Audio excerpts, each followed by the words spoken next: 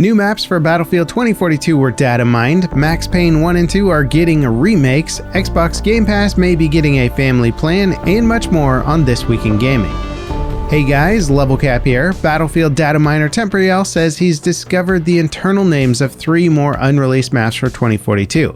The names are Drained, Lights Out, and Docklands. Unfortunately, there's not much else to go on in terms of locations, launch dates, or other info that could help pinpoint what these maps will offer. Temporeal suspects Drained might be based on concept art for 2042 and shows soldiers storming down a nearly dried up riverbed alongside a much larger version of the Ranger robot. Lights Out may be a reference to a prison or barracks. This could hint at an Operation Locker remake, possibly. Docklands could be another map remake for Portal based on Port Valdez or Panama Canal from Bad Company 2.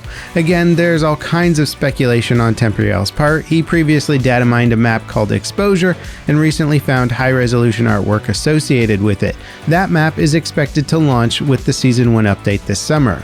Before Battlefield 2042 launched, DICE published a blog post saying that the game's first year of live service would include new locations and updates to Portal mode. The Season 1 update, however, was delayed to give DICE more time to fix launch issues. To date, they haven't said anything about the new maps coming to 2042 or when we can expect significant additions to Portal. Halo Infinite's recent updates have also been data mined. The miners discovered a new game mode called Last Spartan Standing. The description says you'll be able to level up your loadout by earning personal score. It will be a big team battle mode. Many speculate that this will be Infinite's rumored battle royale component. Loading the game offline will expose this mode in the private match options, but it's not functional. Previous data mines discovered references to a battle royale mode, including a voice clip of the game's announcer saying Battle Royale. Max Payne 1 and 2 are getting remakes by their original developer, Remedy Entertainment. They're being made in partnership with Rockstar Games, who published Max Payne 2 and developed Max Payne 3. The remakes are being developed as a single package for PC, PlayStation 5, and the Xbox Series consoles. Rockstar is financing development, and Remedy are treating it as a full-blown production on the same level as their proper titles. So expect much more of an actual remake than a remaster. Unfortunately, there's no release date, of course. Development is currently in the concept phase. Ubisoft officially ended support for Ghost Recon Breakpoint and announced a new Ghost Recon game is in development. It's currently codenamed Over and has been in development for over a year. Some speculate that it could launch as early as next year, and of course players are wondering exactly what type of game it'll be. Many fans felt that Breakpoint was a significant departure from the hardcore tactical gameplay compared to previous games. It expanded on Wildlands' open world adventure aspects, but dropped core features like AI teammates and introduced a level-based weapon system. Post-launch updates added AI teammates and a mode that removed all of the leveling systems in favor of weapons with fixed stats. Those updates and the rest of the game's DLC expansions pushed it in the right direction, but players never seemed satisfied. Ubisoft also announced Rainbow Six Mobile. It's a port of Rainbow Six Siege that'll offer a very similar experience built for portable devices. The reveal trailer footage isn't exactly next-gen looking, but it's a significant improvement compared to hundreds of Siege clones already on the market. There's no release date for 6 Mobile yet, but signups for playtesting are available on the game's official website. The online multiplayer modes for Dark Souls games might be permanently offline. They were disabled in January, so developer From Software could work on fixing an issue with online services. In February, they said the servers would be restored after Elden Ring's launch, but we're a month out now from Elden Ring's launch and still no word on restoring Dark Souls servers. Recently, the Steam entries for all 3 Dark Souls titles had their online co-op and online PvP categories removed. These aren't the same as tags, which players can edit. So it seems likely that the Dark Souls franchise is either a long way off from getting its online modes back, or they're just gone forever.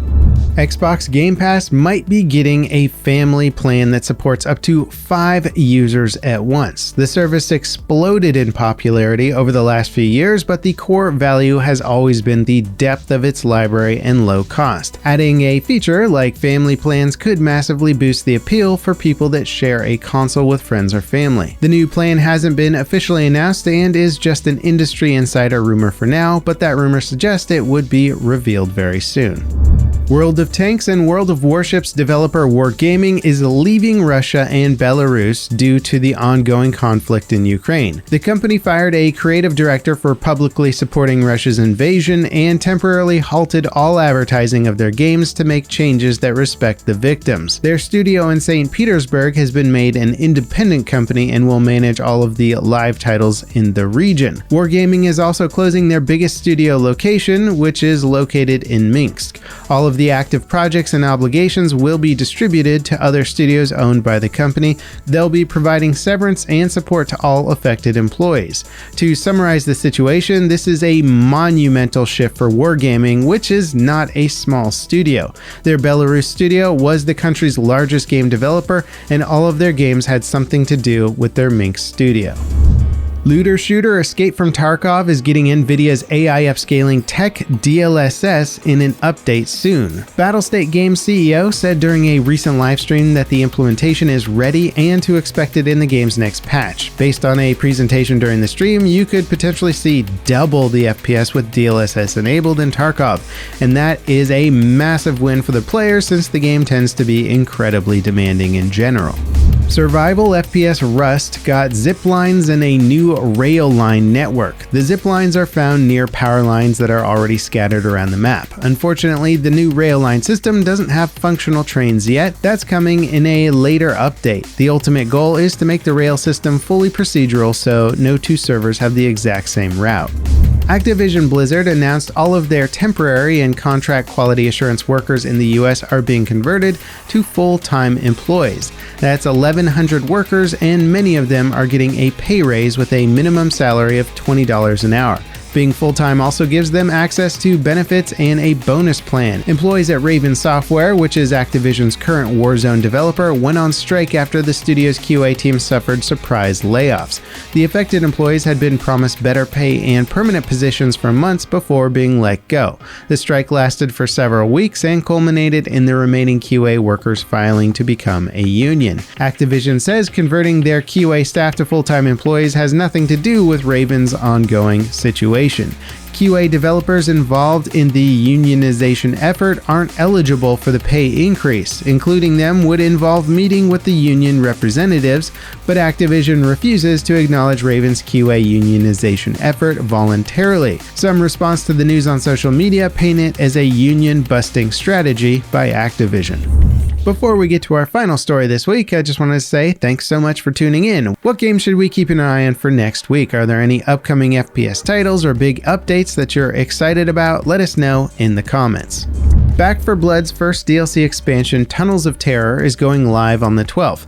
The survival co-op shooter launched last October and proved to be a big success despite a mixed critical response. A new trailer for the expansion highlights gameplay set in, well, a tunnel. The DLC introduces 2 new playable characters, Charisse and Heng. The trailer also showcases a new PvE activity called Ridden Hives. And that wraps it up for this week in gaming. As always, guys, thank you so much for watching, and I'll catch you next time. This is Level Cap signing off.